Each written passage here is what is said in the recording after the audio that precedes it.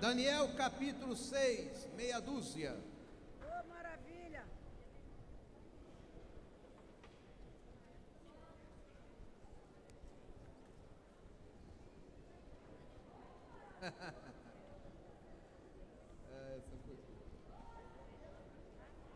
Versículo 1, 2.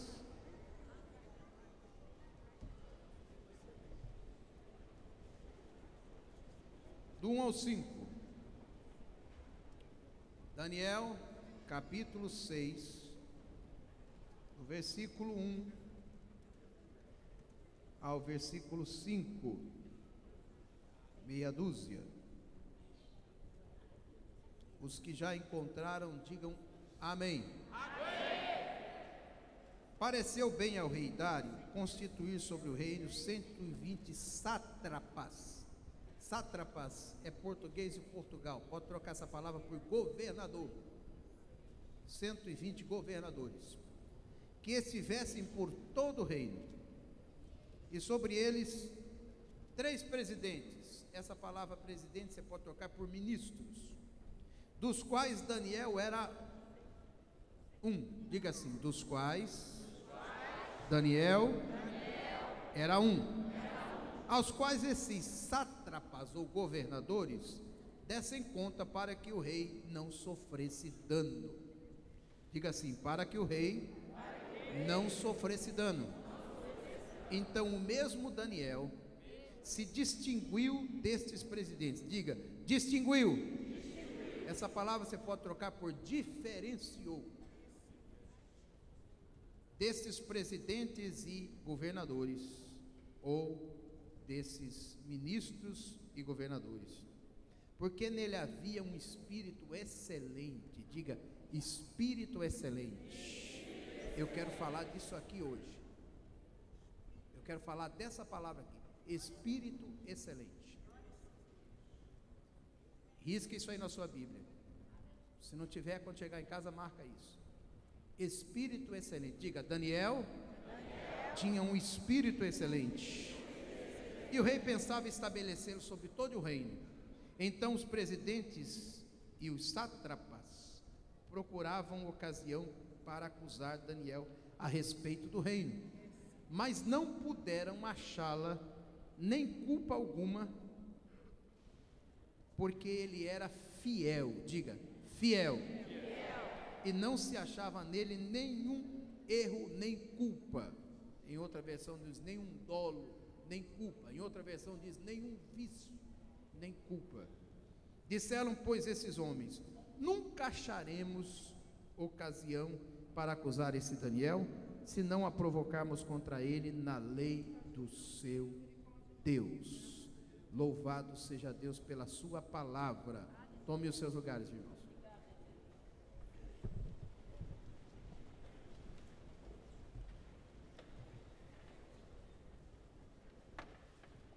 Daniel, ele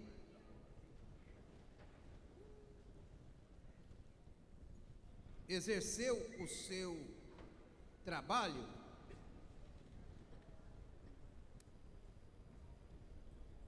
no reinado de 4 reis diferentes. Essa é a história de um escravo que, na condição de escravo, foi colocado na posição mais alta do reino depois do próprio rei. Daniel só não era mais importante do que o rei. Abaixo dele, do que o rei da Babilônia, abaixo dele, abaixo do rei, só tinha Daniel.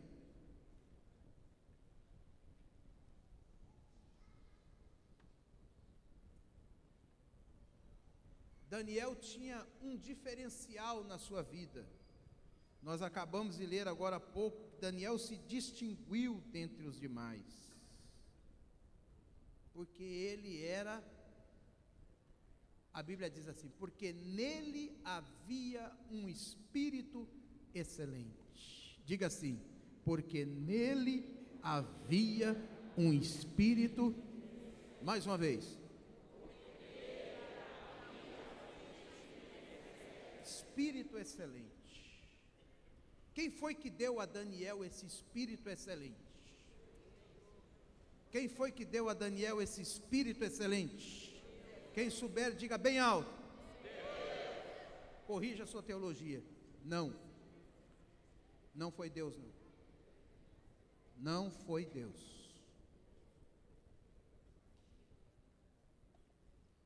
Você está errado. Quem? Viajou. Tadinho.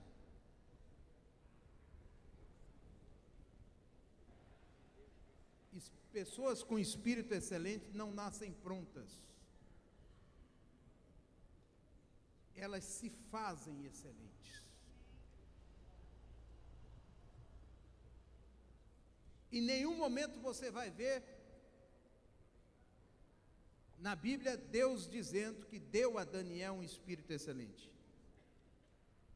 Pelo contrário, nós acabamos de ler aqui agora, Daniel foi que se diferenciou dentre os demais, porque havia nele um espírito excelente. Isso fez com que ele superava os demais. O problema é que a gente atribui a Deus algumas coisas que somos nós que temos que fazer. Esse espírito excelente aqui não tem nada a ver com o Espírito Santo, não. O espírito aqui é da natureza humana.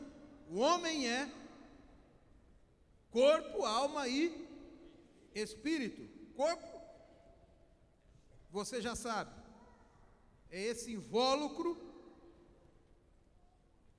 que protege ou está inserido as duas partes imortais do nosso corpo, que é a nossa alma e o nosso espírito.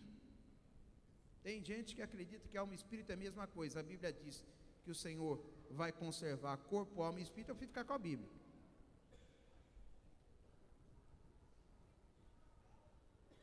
Então o corpo é isso, é essa exteriorização, é isso que a gente vê aqui.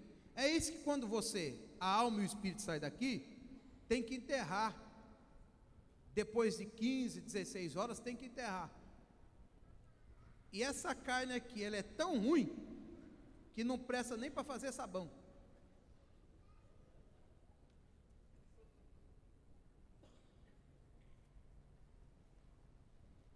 Carne de porco ainda serve para alguma coisa. Do porco você aproveita tudo. Do corpo humano não aproveita nada.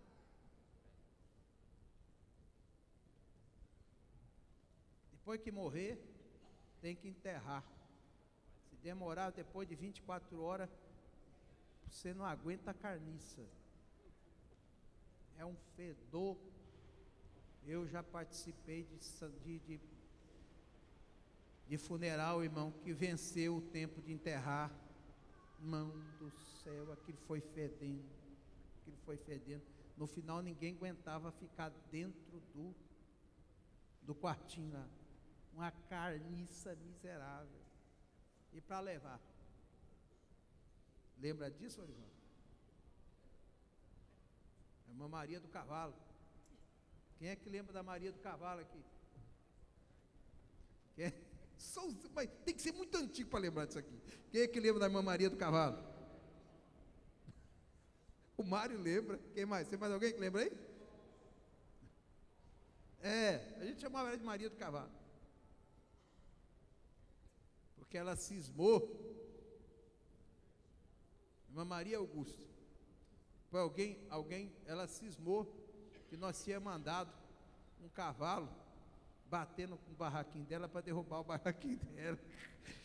Irmão, nessa Madureira tem doido de todo tipo. Eu já vi cada tipo de doido aqui. Que eu não vi igreja nenhuma, pastor Marcos. Em todos esses anos de vida, 50 anos de evangelho, eu nunca vi. Glória a Jesus. A maioria absoluta é gente boa. Mas quando aparecem uns doidos aqui, eu vou te falar, só a graça. E a irmã Maria era isso. Uma vez meu pai estava contando uma ilustração aqui, a história do cavalo, aquela coisa toda, e ela cismou tomou aquilo, ela confundiu o mundo real com o mundo irreal. E ela disse: então foi o senhor que mandou a pessoa bater com o cavalo para derrubar meu barraquinho lá, e isso aí virava uma luta. Meu pai não podia falar mais dessa história aqui. Quando falava, ela virava uma fera. Ela sentava por ali assim, ó. Tadinha. Mas era uma crente boa, não faltava na igreja, né? Só tinha esse surto. De vez em quando ela surtava e era coisa de doido. Mas vamos voltar aqui.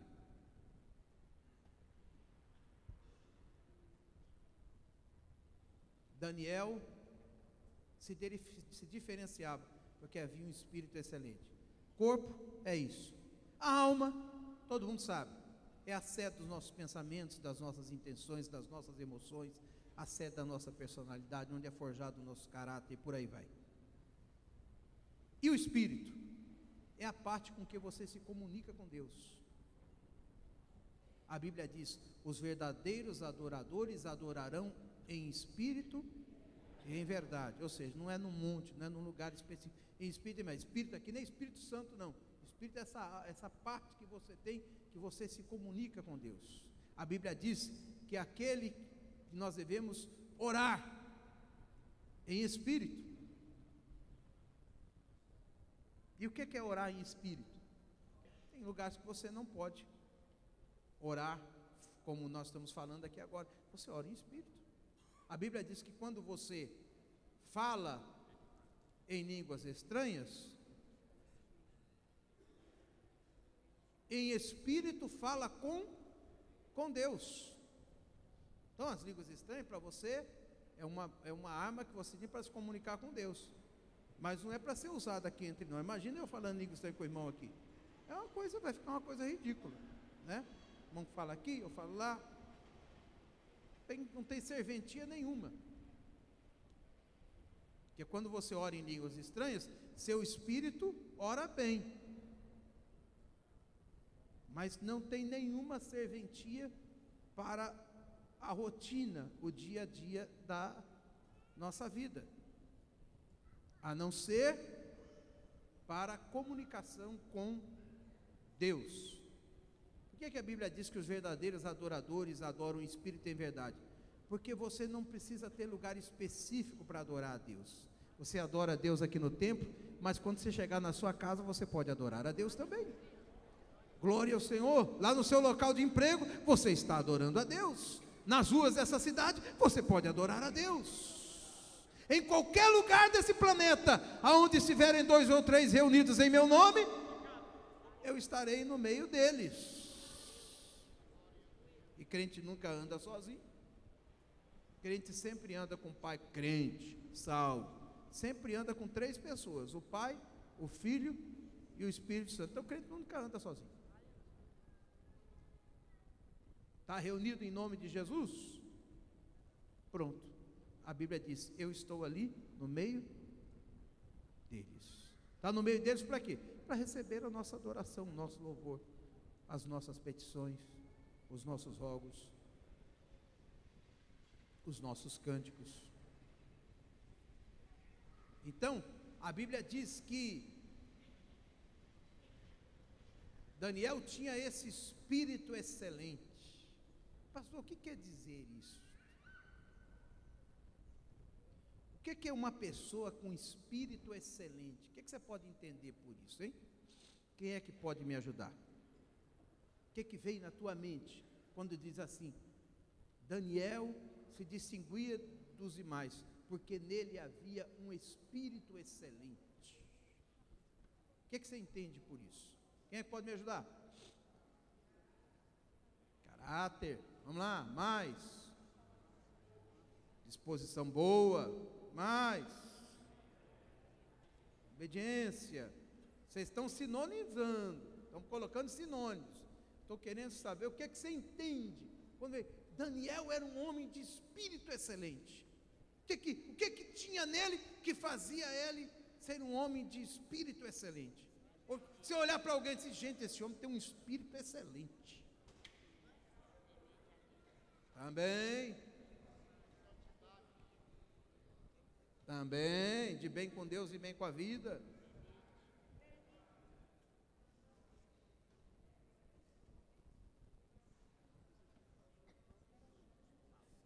uma pessoa que não repulsa os outros, que se torna atraente no sentido nobre da palavra, também. O que mais? Diferente. Ele era diferente porque tinha um espírito excelente. Vou te falar o seguinte.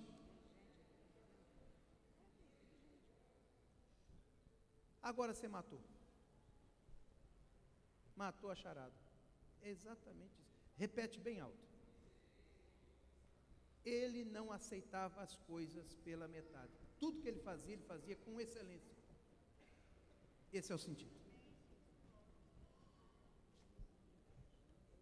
Ele agia com excelência em tudo o que fazia. Tudo.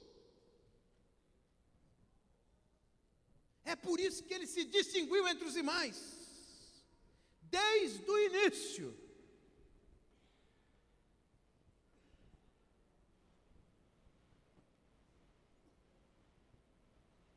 Irmãos, e a pergunta é essa: será que é possível nós sermos portador de um espírito excelente neste mundo que nós estamos vivendo?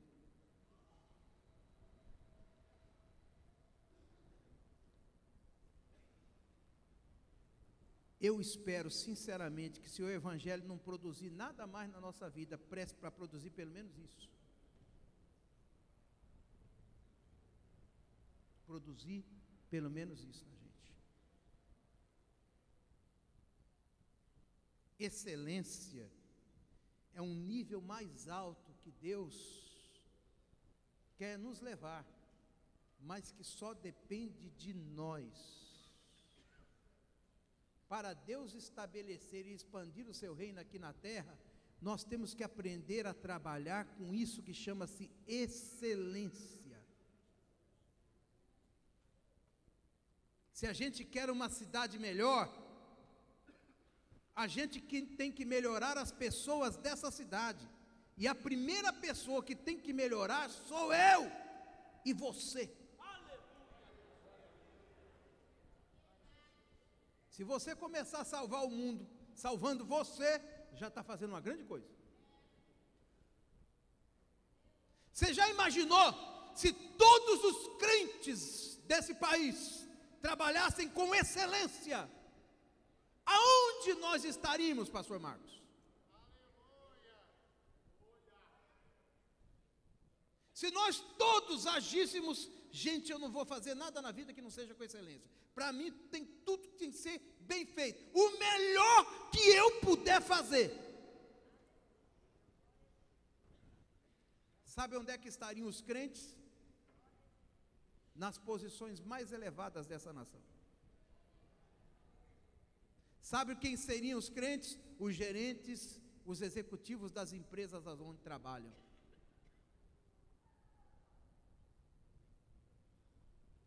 Sabe onde é que estariam os crentes em Jesus? Nós estaríamos ocupando as principais posições de destaque desse governo, no poder, desse país, no poder judiciário, no poder executivo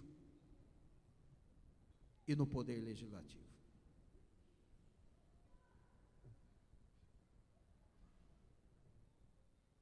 Isso é uma decisão pessoal, Deus não tem nada com isso.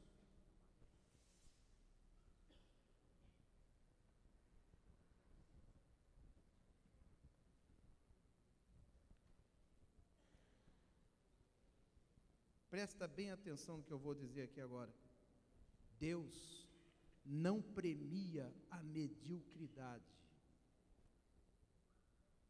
Deus só premia a excelência.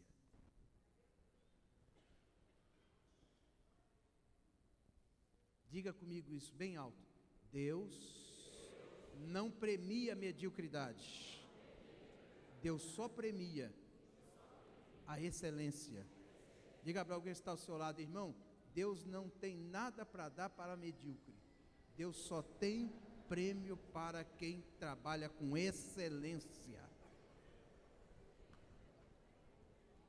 Só o que é isso? Irmão, antes que você se ofenda, entenda primeiro o que é mediocridade.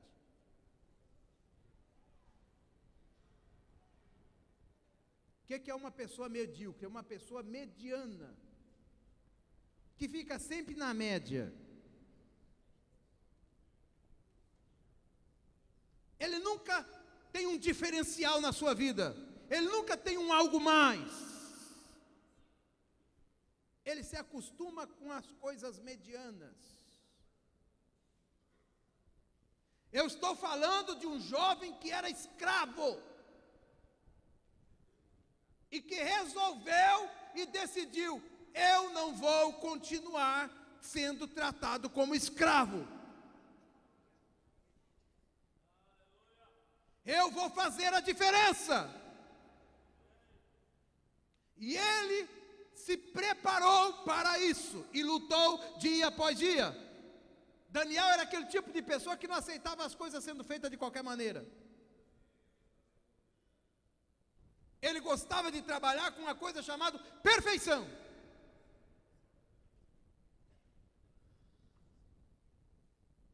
E perfeição não tem nada a ver com santarrice. Porque está cheio de crente santarrão, mas que não faz nada na vida com perfeição. E ele esconde-se atrás dessa santarrice dele, ele esconde a preguiça, a miséria. O Zé Mulambo está aí atrás dele.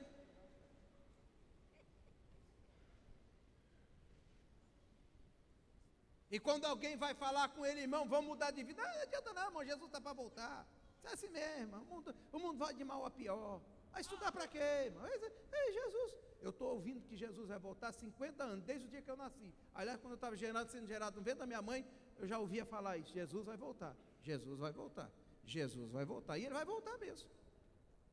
Ele vai voltar mesmo. Eu acredito, qualquer hora dessa. Eu estou pronto para esperar ele aqui agora. Mas enquanto ele não volta, eu tenho que viver a vida aqui na terra. E Deus não premia medíocre.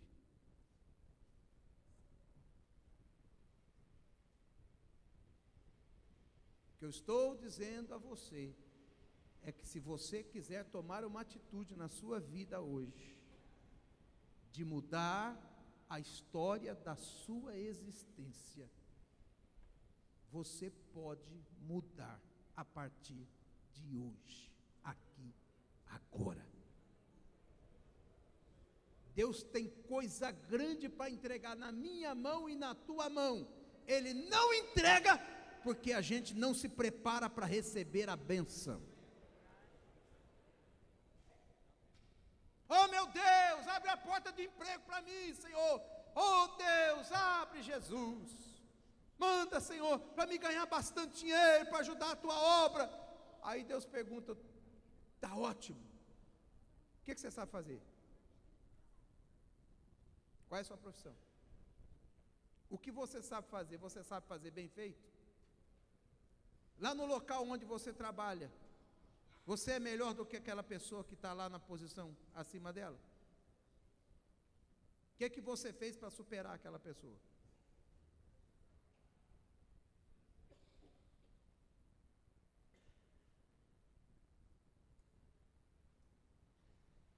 Pastor, mas eu sou apenas um servente de pedreiro. Não, você não é apenas um servente de pedreiro. Você pode ser o melhor servente de pedreiro daquela presa. Eu sou apenas um pedreiro. Sim, você não é apenas um pedreiro. Você pode ser o melhor pedreiro daquele lugar. E atenção, eu estou atrás de pedreiro bom. Bom, cabra bom. Não é aquele só que sabe botar tijolo em cima do outro, não. Estou falando aquele pedreiro que sabe fazer de A a Z numa obra. Que pedreiro bom, ele sabe fazer a casa da fundação até o telhado.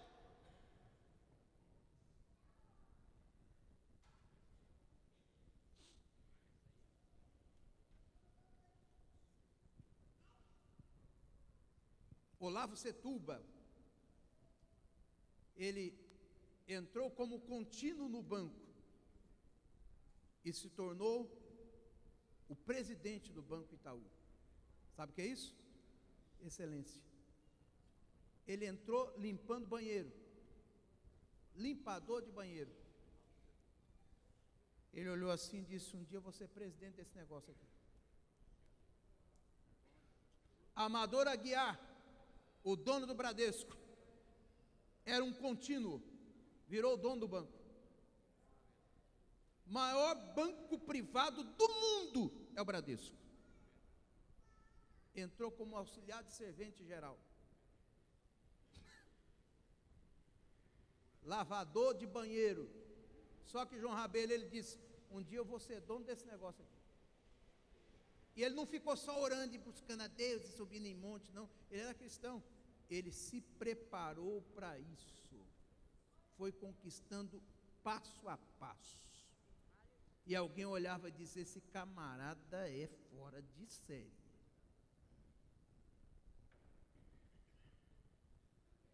Sabe por que Deus não te entrega coisa maior? Você não se prepara.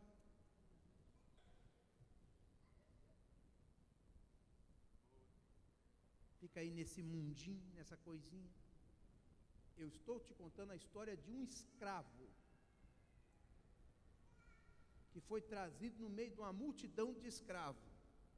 Mas desde o dia que ele pisou o pé na Babilônia, ele começou a fazer diferença. Quer ver só? Vou só falar umas coisas aqui de Daniel. Abra sua Bíblia aí. Daniel capítulo 5.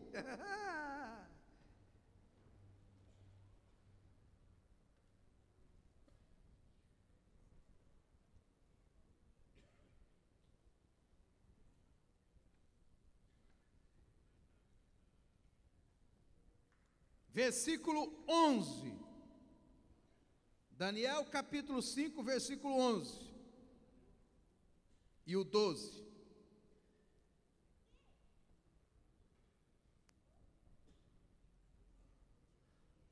Os que já encontraram, digam amém. Amém. Diz assim: há no teu reino um homem. Tinha mais do que um homem no reino, irmão.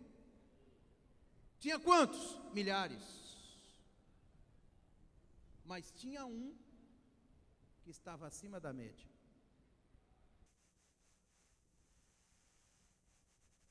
Vai marcando aí quantas qualidades ele tem.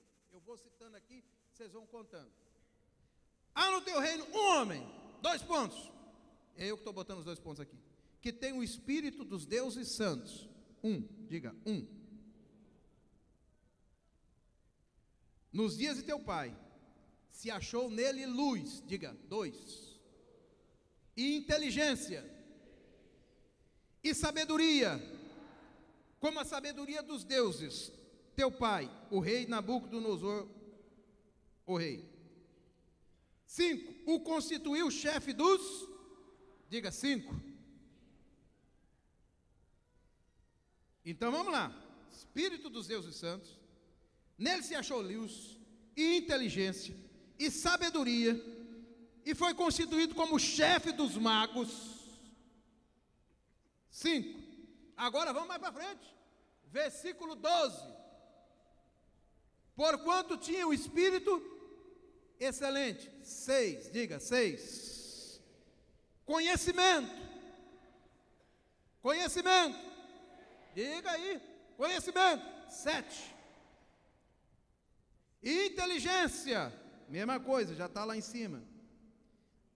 Depois, interpretação de sonhos. 9. Declaração de sonhos e enigmas. Diga 9. Soluções de casos difíceis se acharam neste Daniel. 11.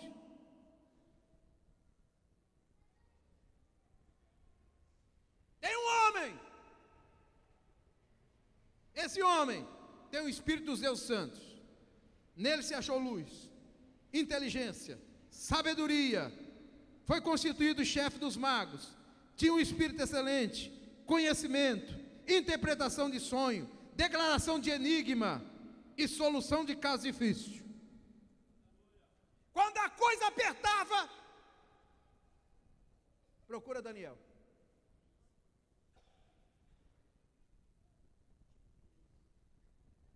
11 qualidades. 10 qualidades, melhor dizendo.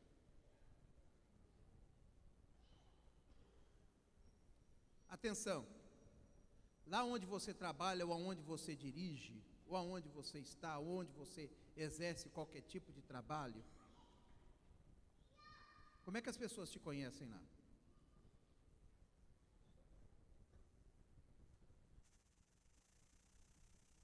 Não precisa responder para mim, responde para você.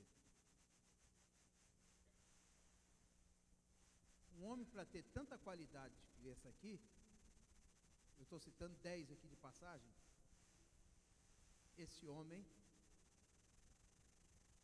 tinha lugar em qualquer reino, tinha lugar em qualquer empresa, tinha lugar em qualquer empreendimento.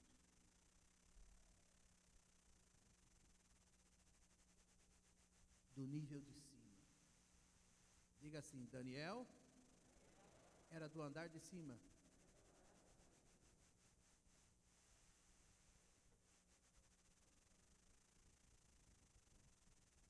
Esse é o grande desafio para a nossa vida pessoal. Você pode ser um obreiro, como todo mundo é obreiro. Agora você pode ser o melhor obreiro.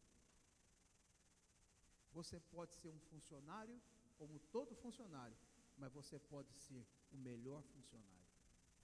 Você pode ser um marido como qualquer outro, mas você pode ser o melhor em termos de marido.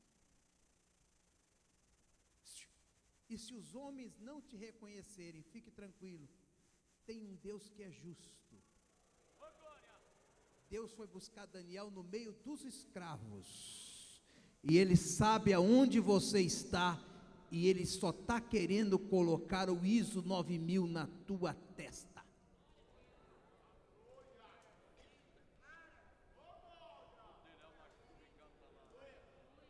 Pergunta para alguém que está do seu lado, irmão, você está entendendo?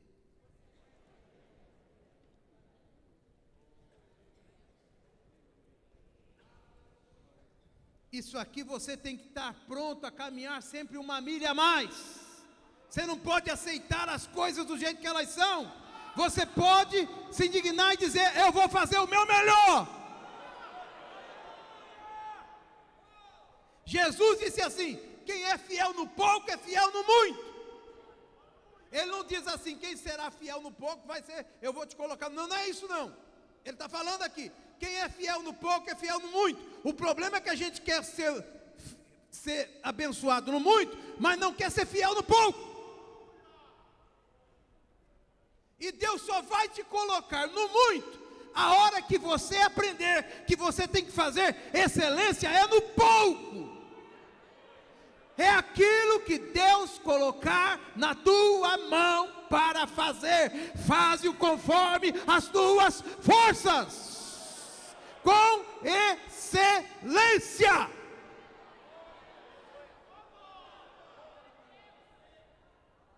Gente, eu fico indignado com pessoas às vezes que trabalham e fazem as coisas de maneira relaxada. Eu fico doente com isso.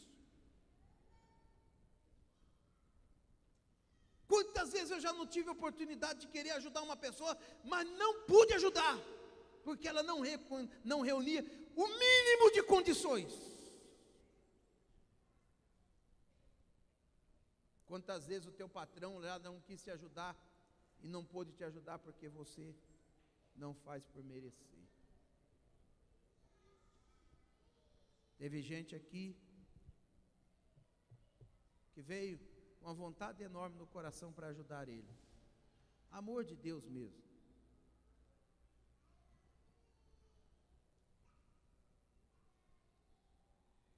Para entregar um grande trabalho na mão dele.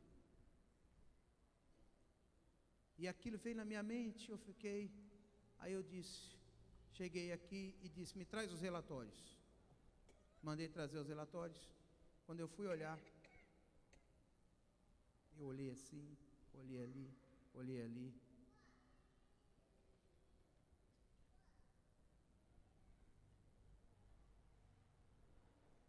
E eu já tinha até falado com a pessoa. Estou pensando em fazer isso com você. Ah, ótimo, que beleza, tal. Mas quando eu fui olhar o relatório, falei, não dá. Desculpa. Mas infelizmente, você perdeu a bênção. Não vai dar.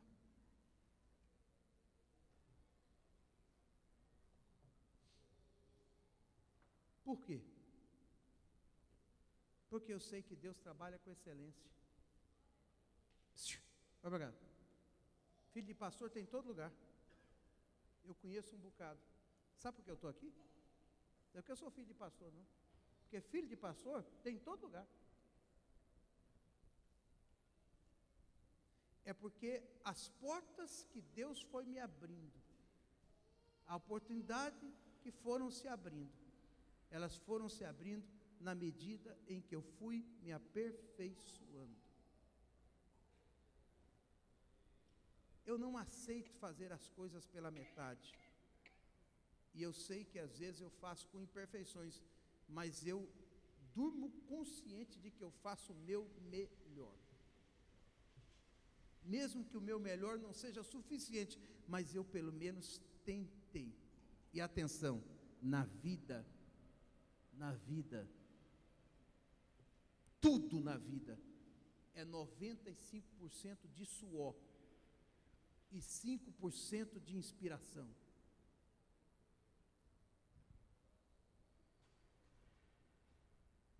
Tudo na vida é 95% de transpiração e só 5% de inspiração.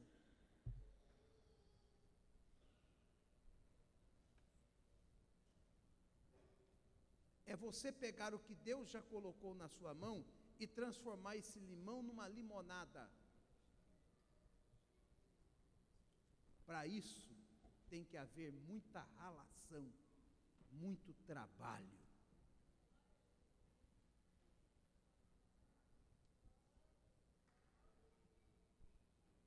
Tudo na vida é desse jeito.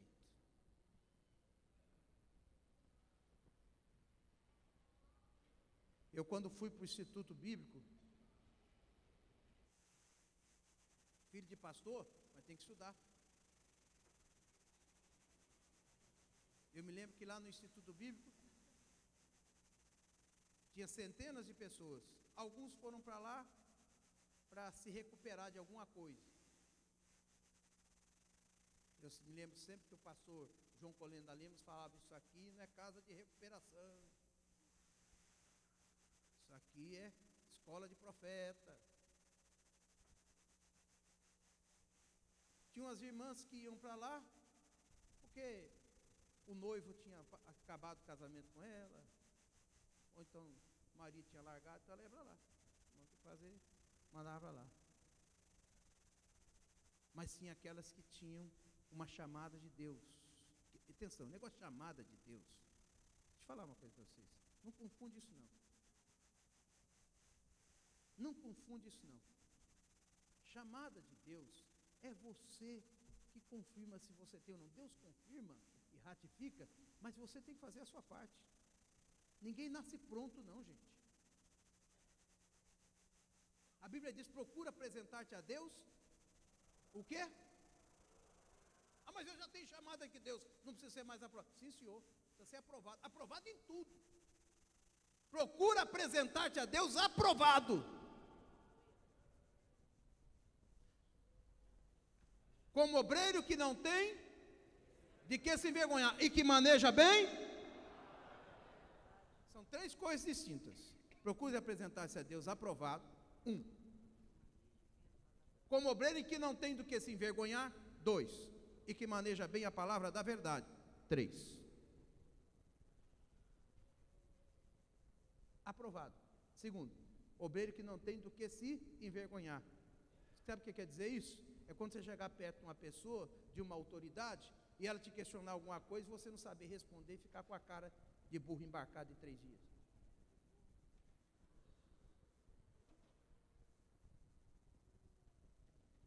É quando as oportunidades abrirem para você e dizer, você simplesmente dizer, Não estou preparado para isso.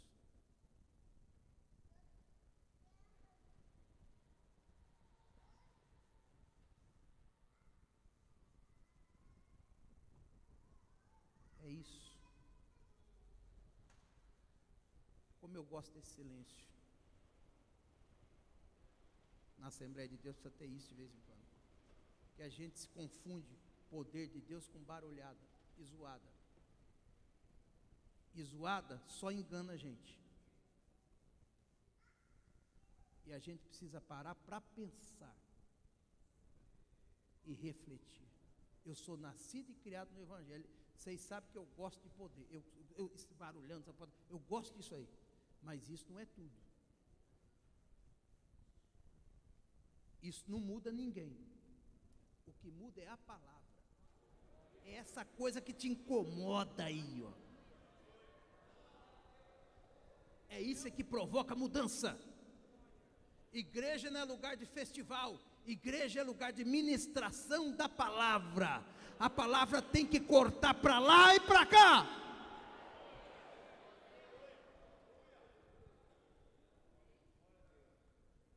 Não se engane com barulho. Barulho não é poder. Barulho é barulho. Poder é outra coisa. Poder produz barulho? Produz. Mas produz silêncio também. Elias queria ouvir a voz de Deus. Ficou lá na caverna. Veio um terremoto lá. Ele diz: Deus está aí. Deus não estava. Depois veio um vento. Também Deus não estava. Depois veio foram 3 coisas. Primeiro foi fogo, depois veio vento, depois veio terremoto. E Deus não estava nos 3. Aí depois que passou os 3, e Elias era aquele tipo de profeta que ele gostava que Deus respondia com fogo. Então ele está acostumado com Deus só nesse negócio aí. Onde tem fogo, onde tem poder, onde tem terremoto, onde é que tem vento, Deus está aí. E Deus não estava. Aí daqui a pouco ele ouviu uma voz mansa e suave que falou no silêncio: Elias, Elias, o que você está fazendo aí? O problema é que a gente fica no meio desse barulhão, irmão, e às vezes Deus está no silêncio.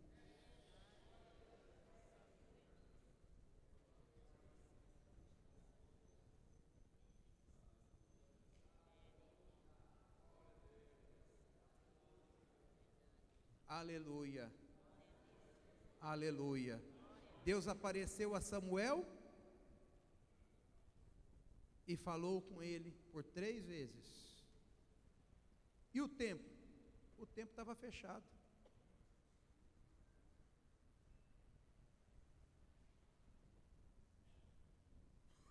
Ele bateu na casa do pastor. Pastor, o senhor me chamou? Não, chamei não, meu filho, vai dormir. Ah, está dormindo lá daqui a pouco.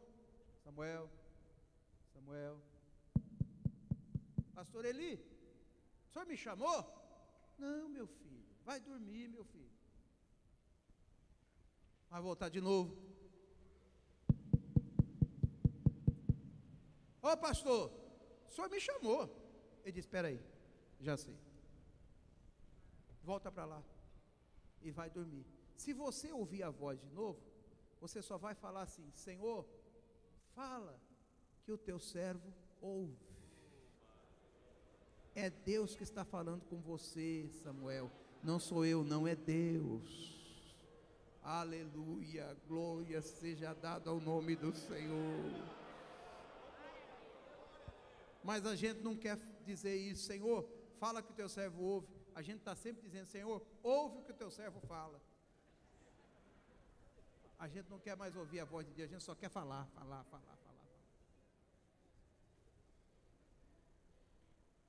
Diga assim comigo: Senhor, fala, que o teu servo ouve. Deus vai falar com você lá no recôndito da tua alma. Deus quer ter um assunto pessoal com você. Normalmente, quando Deus quer endireitar a minha vida e a sua, Ele fala pessoal. Na oração, você ouve Deus dizendo: acerta a tua vida. Ele começa a revelar os cantos escuros e podres que existem em você, que precisam ser acertados. Na oração. Louvado seja o nome do Senhor. Você não é uma obra acabada ainda, você é uma obra inacabada. Deus ainda tem muita coisa para trabalhar na minha vida e na sua vida.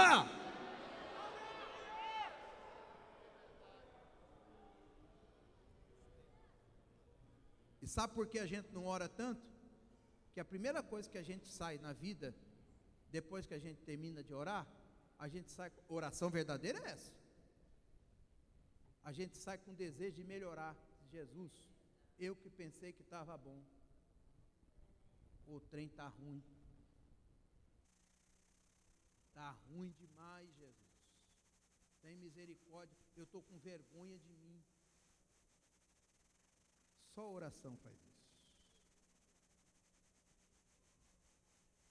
Essa oração que alguém sai achando que é melhor que os outros, eu oro mais que ele, faz isso aí não é oração. Isso aí é religião. Isso é religião. Oração verdadeira, você sai da presença de Deus como Isaías saiu.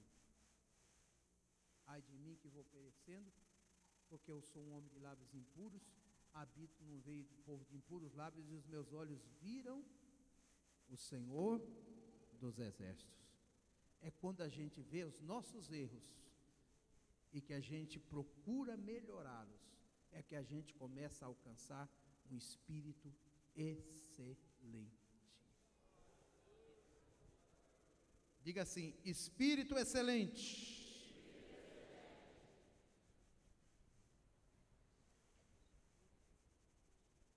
É uma pessoa, diga, digna de fé. Espírito excelente é uma pessoa que tenha credibilidade. Espírito excelente é uma pessoa que age com diligência e com coragem. Espírito excelente é uma pessoa que busca a perfeição em todo o seu modo de viver. Diga: espírito excelente é uma pessoa que não cria problemas, ela tem sempre solução para todos os problemas. Você já notou que tem gente, irmão, que só sabe criar problema? Aliás, ela já é um problema, e aonde ela vai, chega problema, e ela só sabe criar problema. Pastor, tem um problema para contar para o senhor. Quantas vezes eu já não falei isso? E a desse irmão veio falar comigo: pastor, tinha isso e tal, tal. Veio contar, contou. Eu falei: irmão, ótimo, já ouvi. Qual a solução? Não pensei nisso não. Ele disse: então o senhor volta. A hora que o senhor tiver a solução, o senhor traz para mim, para eu ver se a solução é boa ou não é. Estou esperando ele voltar. A notícia que eu soube, porque ele está criando problema por aí. Porque tem gente que não tem solução para nada, ela só sabe criar problema.